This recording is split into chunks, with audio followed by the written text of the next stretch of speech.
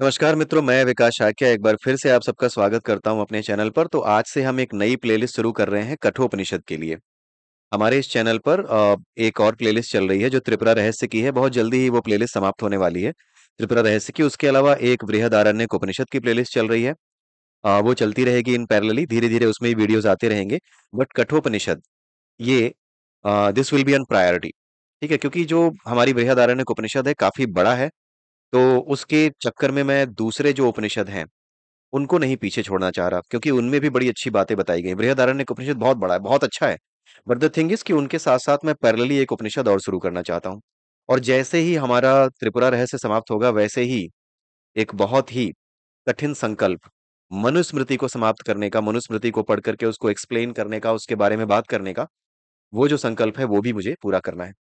और वो सबसे बड़ा संकल्प है, वो सबसे बड़ा संघर्ष भी है इस संसार में, मनुस्मृति को सामने रखना। क्योंकि उन मूर्खों की भीड़ इस संसार में बहुत ज्यादा है जिन्होंने मनुस्मृति को पढ़ा नहीं है, लेकिन ज्ञान वो पूरा देते हैं मनुस्मृति को लेकर के।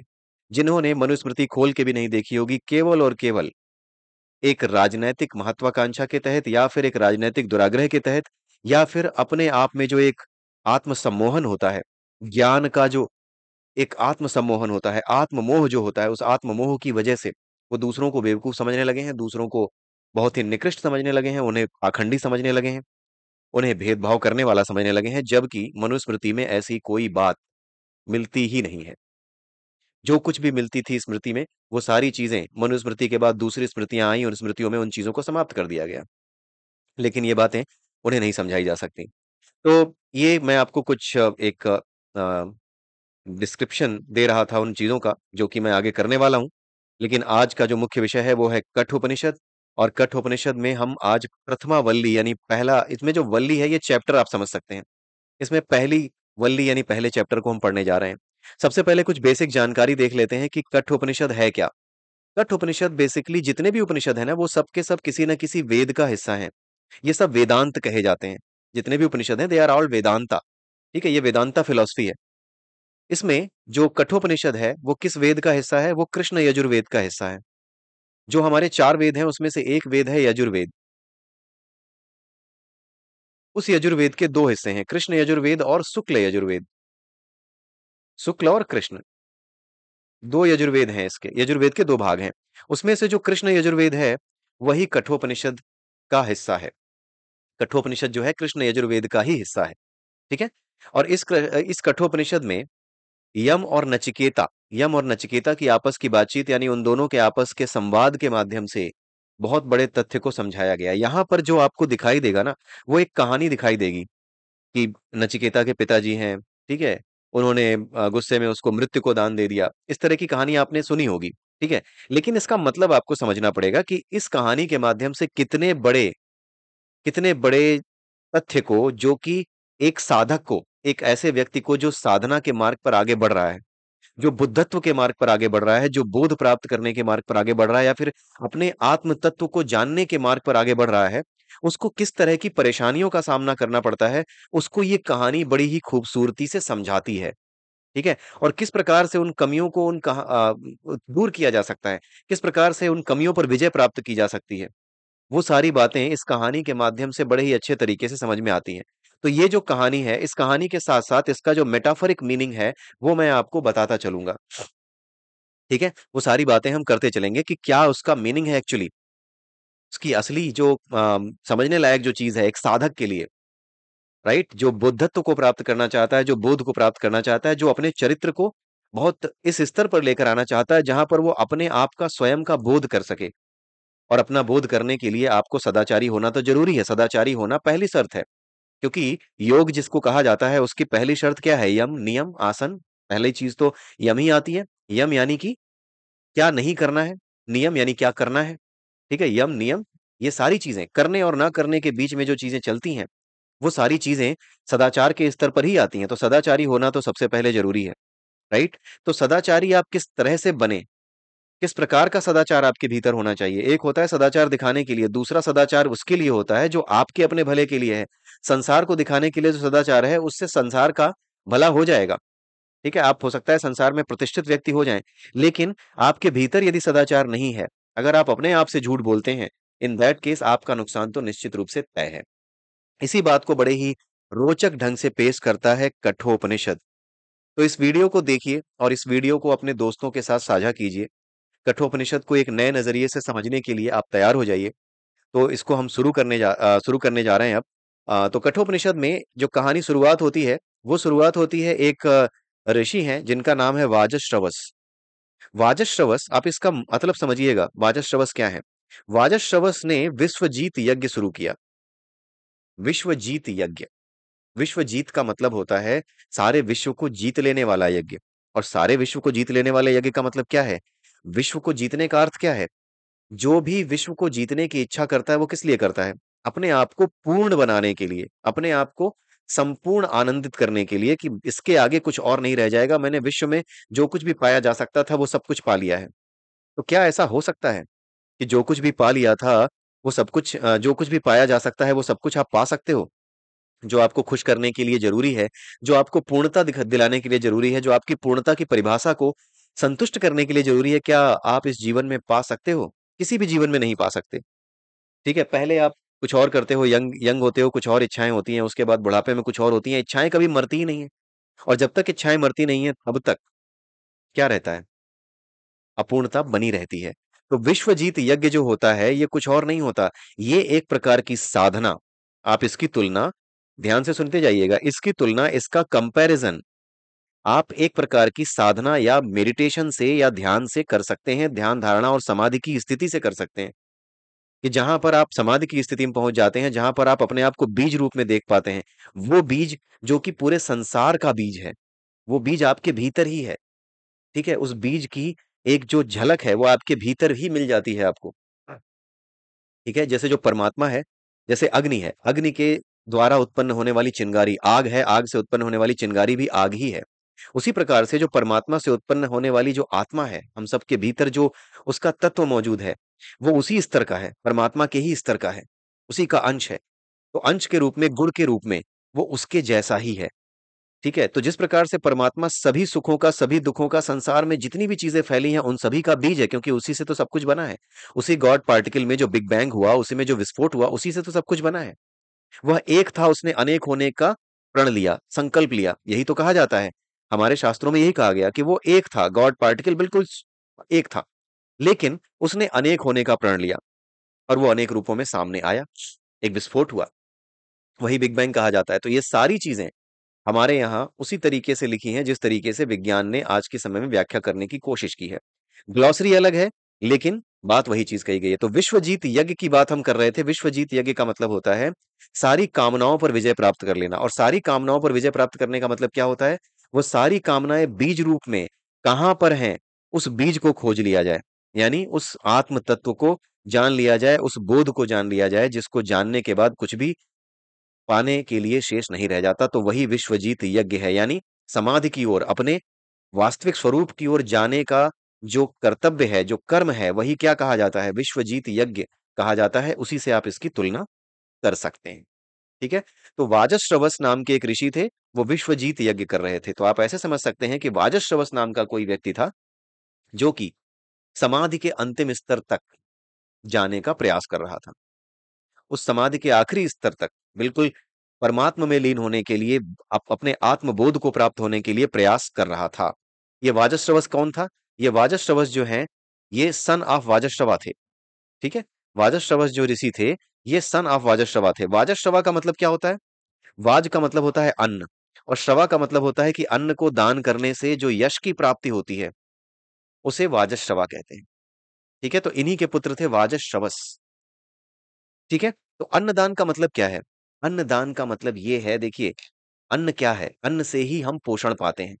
अन्न से ही जब हम पोषण पाते हैं, तो हमारे भीतर जितनी इच्छाएँ हैं, उन इच्छाओं को जीने को शक्ति मिलती है। उन इच्छाओं को जीने की जो उन वासनाओं को जीने की जो इच्छा है, उन्हें भी शक्ति मिलती है। आप बीमार हो, तो आपका मनपसंद खाना आपके सामने रख दिया जाए, तो जीभ क्या टेस्ट लेना चाहेगी उसका? नहीं लेना चाहेगी। यानी अपनी इच्छाओं को जीने के लिए आपको अन्न की आवश्यकता है। लेकिन जो भी अन्न है, जो आपकी इच्छाओं को बढ़ाता है, उस अन्न का दान कर देना, यानी ऐसे अन्न का दान कर देना, यानी ऐसे अन्न को छोड़ देना, ऐसे अन्न को छोड़ देना, किसके लिए? प्रकृति के लिए। आप उस अन्न का दान कर दें, उस अन्न को ग्रहण ही ना करें जो आपकी वासनाओं को बढ़ाता हो, ठीक है? उस अन्न को ग्रहण ही ना करें जो आपकी वासनाओं को बढ़ाता हो, तो ऐसे अन्न को त्याग देने से क्या होता है? यश की प्राप्ति होती है, क्योंकि ऐसा व्यक्ति बुद्ध के रूप में या फिर ज्ञानियों के रूप में, ऋषियों के रूप में, मुनियों के रूप में जाना जाता है। ध्यान से सुनते जाइएगा, ये सारी लैंग्वेज मेटाफरिक है। ये सारी लैंग्वेज मेटाफरिक है। और यहां पर जो कहानी बताई गई है, उस कहानी के माध्यम से आप बहुत ही गूढ़ रहस्य एक साधक के स्तर पर समझ सकते हैं, जो अपने आप को खोजने की यात्रा कर रहा है। आपने आखिर में जो एक जो निर्वाण शतकम लिखा था, हमारे जो शंकराचार्य जी थे, उन्होंने क्या लिखा था? न मैं पुण्य हूं, न मैं पाप हूं, न मैं सुख हूं, मैं न दुख हूं, मैं तो आदि अनंत शिव हूं।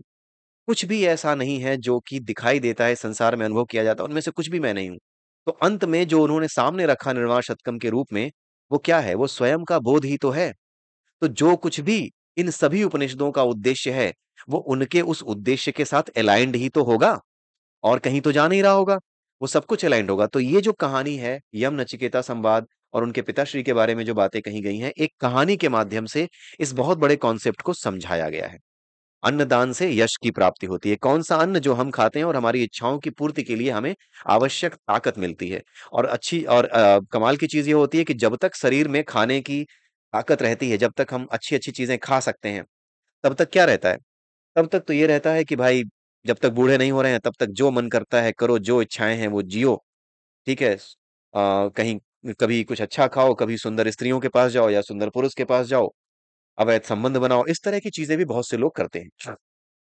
तो जब तक जीवन है, जब तक वो जो है अन्न को ग्रहण कर सकते हैं, जब तक अन्न उन्हें जीवन दे सकता है, तब तक वो अपनी इच्छाओं को पूरा करते रहते हैं। जैसे जैसे अन्न का प्रभाव कम होने लगता है, अन्न शरीर के अंदर जाने से मना करने लगता है, अन्न को चुन करके खाना पड़ता है कि ये नहीं खाना है, वो खाना है, अब ये नहीं, अब इतना कम खाना है, अब उम्र बढ़ रही है, वैसे ही इच्छाएं या जो भीतरी वासनाएं हैं, वो भी कमजोर पड़ने लगती हैं। ठीक है?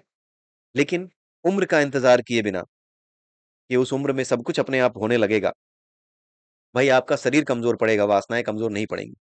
ठीक है? तो वासनाएं आपको परेशान करेंगी।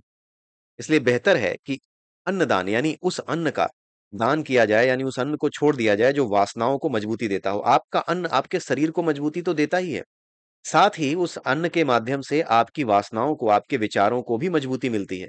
जैसा अन्न वैसा मन। तो अगर आपके मन में विचार गंदे हैं, बेकार हैं, तो अन्न आपके विचारों को वैसा ही बना देगा। ठीक है? अन्न जिस तरह का खाएँगे, वैसा ही मन आपका बन जाएगा, और जिस तरह के आपके पास विचार हैं उस मन के अकॉर्डिंग, उसी उन्हीं विचारों को आप जीने लगेंगे। ठीक है? तो ये चीज़ होगी। तो आइए देखते हैं आगे कि इस कहानी में क्या बताया गया है। तो कहानी में ये बताया गया है कि वाजश्रवा के पुत्र वाजश्रवस ने यज्ञ किया। उस यज्ञ में वो गायों का दान कर रहे थे, और जब गायों का दान कर रहे थे, तो वो उन गायों का दान कर रहे थे जो कि बुड्ढी हो चुकी हैं, वृद्ध हो चुकी हैं। लेकिन जो गायें अभी दूध दे रही थीं, उनका दान नहीं किया। अब इसका मतलब समझिए, गौएँ क्या हैं? हमारे सनातन धर्म में, हमारे स्क्रिप्चर्स में जो गौएँ हैं, वो इच्छा पूर्ति का प्रतीक हैं। इच्छाओं की पूर्ति का प्रतीक हैं। जो इच्छाएँ पूरी की जा सकती हैं, उन इच्छाओं का प्रतीक है। ठीक है? कामधेनु जिसको कहा जाता है ना, आपने सुना होगा कामधेनु का नाम। इच्छा पूर्ति करने वाली गाय। तो हमारे भीतर ये जितनी भी गायें हैं, ये कुछ और नहीं है, जो इच्छाएँ पूर्ण हो सकती हैं, जो इच्छाएँ पूर्ण होने को आगे बढ़ना चाहती हैं, वो सभी क्या हैं? वो इच्छाएँ हैं जो कि आपकी उम्र के अनुसार आपको लगता है कि अभी इस उम्र में ये इच्छा पूरी की जा सकती है। तो ये वो इच्छाएँ हैं जो कि अभी जवान हैं, आपके लिए जवान है। जैसे बुढ़ापे में भी कुछ इच्छाएँ होती हैं, तो बुढ़ापे में वो इच्छाएँ जवान होती हैं। जब आप जवान होते हैं, तब कुछ अलग तरीके की इच्छाएँ जवान होती हैं, ठीक है? जब आप बच्चे होते हैं, तब किसी और तरीके की इच्छाएँ जवान होती हैं। इच्छाएँ कभी बूढ़ी नहीं होती, बस अपना स्वरूप बदल लेती हैं। तो ये जो जवान इच्छाएँ हैं, जो कि बुढ़ापे में भी जवान रहती हैं, भाई बुढ़ापे में भी कुछ विशेष प्रकार की इच्छाएँ हो सकती हैं जो जवान रहेंगी, जो अभी अपने आप को पूरा करने का प्रयास करेंगी। जैसे नाती-पोते देख लूँ, पहले नाती-पोते देख लूँ, फिर नाती-पोतों की शादी देख लूँ। ये सब क्या है?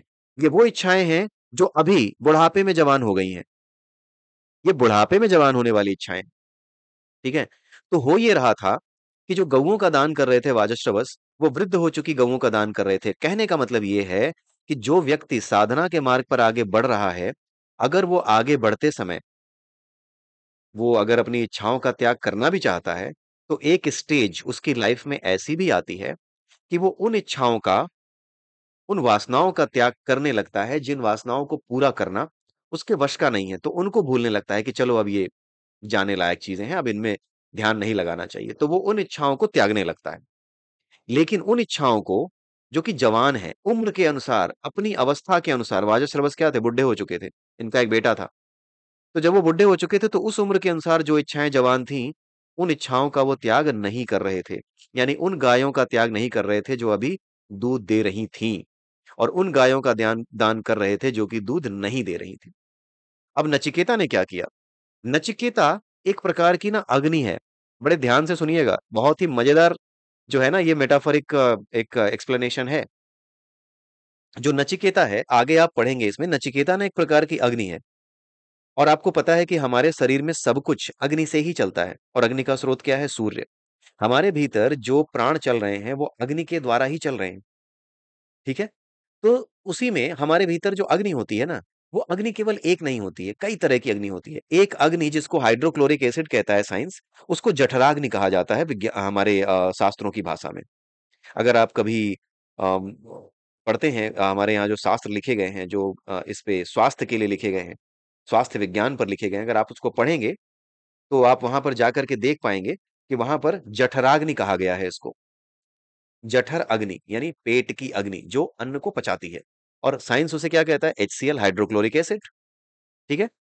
तो इसी तरीके से एक और अग्नि होती है जो विचार पैदा करती है। ठीक है भाई?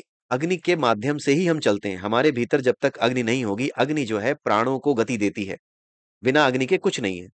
हमारे शरीर में जो प्राण है वो अग्नि से ही चल रहे हैं, सब कुछ अग्नि ही है। बिना अग्नि के कुछ नहीं चलेगा। और वो अग्नि सूर्य के माध्यम से हम तक पहुंच रही है।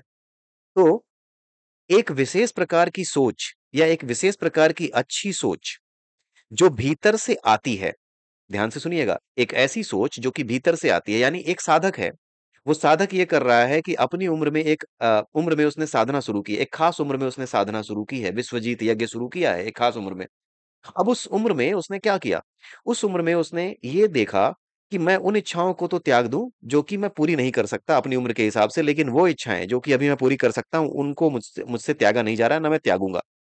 तो उससे होता क्या है, क्योंकि वो आगे बढ़ रहा है साधना में, तो साधना में आगे बढ़ते समय वो शास्त्रों को पढ़ रहा है, या फिर कहीं से उसे पता है, या फिर गुरु के माध्यम से उसे पता है, शास्त्रों के माध्यम से उसे पता है कि वासनाएं चाहे जैसी भी हो त्यागनी पड़ेंगी। कोई वासना छोड़नी नहीं है।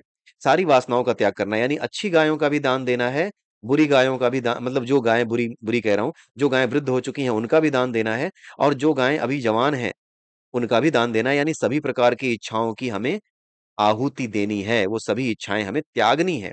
तो ये जो विचार आता है ना अंदर से, मतलब आदमी अपने भीतर से विचार करता है, उसके भीतर ही लड़ाई चलती है। एक तो एक तरफ तो वो साधक बनना चाहता है, एक तरफ तो वो बोध को प्राप्त करना चाहता है, अपनी वास्तविक स्थिति को जानना चाहता है, अपने बोध को, आत्मबोध को जानना चाहता है, लेकिन एट द सेम टाइम वो अपनी सभी वासनाओं को नहीं त्याग रहा। उन वासनाओं को त्याग रहा है जो कि पूरी नहीं हो सकती, उनको नहीं त्याग रहा जो पूरी अभी हो सकती हैं, जिसमें अभी कोई स्कोप बाकी है। तो इस तरह की इच्छाओं को न त्यागने की जो भावना होती है, इसके विरोध में आपका ज्ञान, आपकी बुद्धि, आपको, या फिर कोई भी ऐसा व्यक्ति जो कि अम, साधना के रास्ते पे आगे बढ़ रहा है, उसको ये क्या करती है बुद्धि, ये जो अग्नि है, हमारे भीतर अग्नि ही है, सब कुछ अग्नि कर रही है। तो जो जो ये विचार उत्पन्न होते हैं ना, ये भी अग्नि की प्रेरणा से ही उत्पन्न होते हैं। ठीक है? तो एक ऐसा विचार जो कि अच्छा विचार हो, जो कि सभी गलत विचारों को जो आपके मन में आ रहे हैं, या फिर आपके मन में जो चोर है, या फिर आप बचना चाह रहे हैं, या फिर धोखा दे रहे हैं अपने आप को, उस चीज से आपको आगाह करता है। तो वो प्रक्रिया भी किसी न किसी अग्नि के माध्यम से होती है। होता सब कुछ अग्नि के माध्यम से है। यानी हमारे शरीर के भीतर जो अग्नि तत्व है वही प्रेरणा बन के काम करता है। ठीक है? ईश्वरीय प्रेरणा से अग्नि है, और अग्नि की प्रेरणा से हमारा शरीर चलता है। तो ऐसा विचार लाने वाली जो अग्नि है, अग्नि वही है, लेकिन ऐसा विचार लाने के कारण उस अग्नि को, वो जो विचारधारा लेकर के आती है, वो जो हमारे भीतर एक तरीके से जो नर्वस सिस्टम है, उस नर्वस सिस्टम में कहाँ से ये विचार आता है, जिस अग्नि की वजह से ये विचार आता है, अग्नि वही है, मैं फिर रिपीट कर रहा हूं, अग्नि वही है। लेकिन जो ये विचार आता है ना, इस विचार को क्योंकि किसी न किसी अग्नि ने ही काम किया है, तो अल्टीमेटली अग्नि के इस अंश को या अग्नि के इस रूप को क्या कह दिया जाता है? नचिकेता कहा जाता है। वो विचार, वो अग्नि या फिर ऐसा विचार जो कि अग्नि के द्वारा ही प्रेरित है, अग्नि का ही अंश है विचार हमारा, और ऐसा विचार जो कि हमारे अंदर हमसे वार्तालाप करके हमें बताता है कि तुम गलत हो यार, ये नहीं करना है, तुम्हें इस चीज को भी सुधारना है, उसी को क्या कहते हैं? अग्नि के उस अंश को, उस रूप को नचिकेता कह देते हैं। जब ये विचार उत्पन्न होता है तो उस समय जो अग्नि की स्थिति होती है हमारे शरीर में, उसको नचिकेता कह सकते हैं आप। ठीक है? तो यहां पर जो बताया गया है वो नचिकेता क्या है? पुत्र है।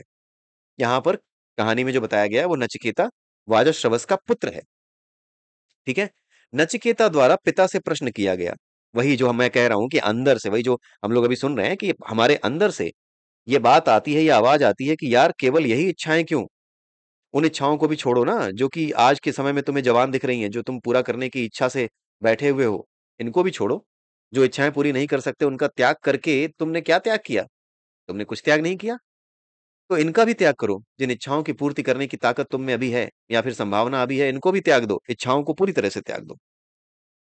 उनको जियो, लेकिन उनमें आसक्त हुए बिना जियो। इसी को इच्छाओं का त्यागना कहते हैं। इच्छाएं किसी न किसी निर्णय को लेते समय आती हैं कि हाँ, मेरी इच्छा है कि ये काम हो जाए, लेकिन उस इच्छा में आप जुड़ो मत, आसक्त मत हो। इसी को इच्छा का त्यागना कहते हैं। इच्छा का त्यागने का मतलब ऐसे ये नहीं है कि इच्छा आएगी ही नहीं। इच्छा आएगी, इच्छा आने दो। किसी काम को करोगे तो कोई ना कोई इच्छा करोगे, लेकिन उस इच्छा में किसी तरह की आसक्ति, किसी तरह का अटैचमेंट मत रखो। उसको एक मॉडस ऑपरेंडी की तरह लो, उसे एक मशीन की तरह लो। मशीन की जो मॉडस ऑपरेंडी है होती है, उसकी तरीके से लो और उससे बिल्कुल अटैच मत हो। बिल्कुल डिटैच होके काम करो। ठीक है? तो नचिकेता जो अग्नि है, हमारे भीतर जो नचिकेता है, जो विचार है, जब इस तरह का विचार आता है, तो होता क्या है? सबसे पहले तो होता ये है कि हम उस विचार को क्या कहते हैं कि अरे यार, क्या मेरे दिमाग में आ रहा है? ऐसे कहते हैं। इस विचार को मुझे उठने ही नहीं देना है। मुझे इस विचार को आगे बढ़ने नहीं देना है, मुझे इस विचार को मार देना है। मुझे सोचना ही नहीं है। तो यही चीज़ यहाँ पर हुई कि जो वाजश्रवस थे, उन्होंने नचिकेता को क्या कहा? जब नचिकेता ने ये पूछा कि पिताजी, ये जो गायें दूध नहीं दे पा रही हैं, इनको तो आप दान कर रहे हैं, लेकिन जो गायें दूध दे रही हैं, उनको आप दान नहीं कर रहे हैं। ये तो गलत बात है। तो उसके पिता से उसने पूछा, नचिकेता ने, कि आप मुझे किसे देंगे? बार-बार पूछा। जैसे हमारे भीतर से बार-बार ये क्वेश्चन आता है कि भाई क्या कर रहे हो? तुम्हें तो सभी इच्छाओं का त्याग करना चाहिए। तुम तो शास्त्रों के विपरीत काम करके ये सोच रहे हो कि तुम अपने बोध को प्राप्त कर लोगे, विश्वजीत हो जाओगे। यही विचार हमारे भीतर आता है। तो बार-बार हम उस विचार से लड़ते हैं और एक समय बाद क्या कहते हैं? अरे हटाओ यार, नहीं सोचना है। एक तरीके से उस विचार को मार देते हैं। यही चीज़ वाजश्रवस ने की। उन्होंने बोला, जब उसने पूछा कि आपने गइयें तो दे दी, लेकिन ये जो विचार आपको सही रास्ता दिखा रहा है, इस विचार का आप क्या करोगे? आपने बूढ़ी गइयें दे दी, जवान गाय नहीं दे रहे हैं, लेकिन दान तो कर रहे हैं। तो अब आप बताइए कि मेरा दान भी आप कर देंगे, तो फिर मेरा दान आप किसको करेंगे? ठीक है? पुत्र का दान कोई नहीं करता, लेकिन नचिकेता ने क्या कहा कि मुझे किसको दान करेंगे?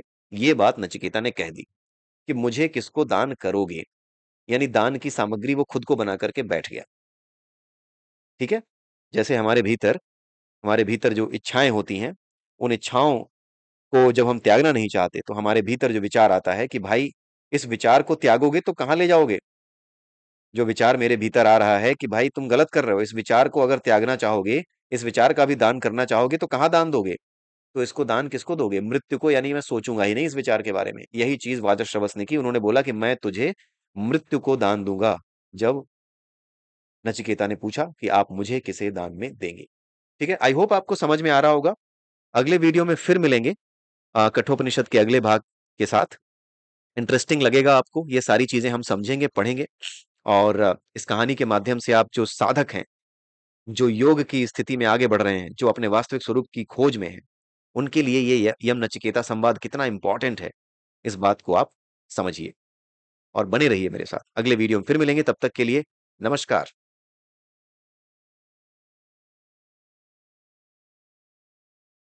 जय सिया राम, जय श्री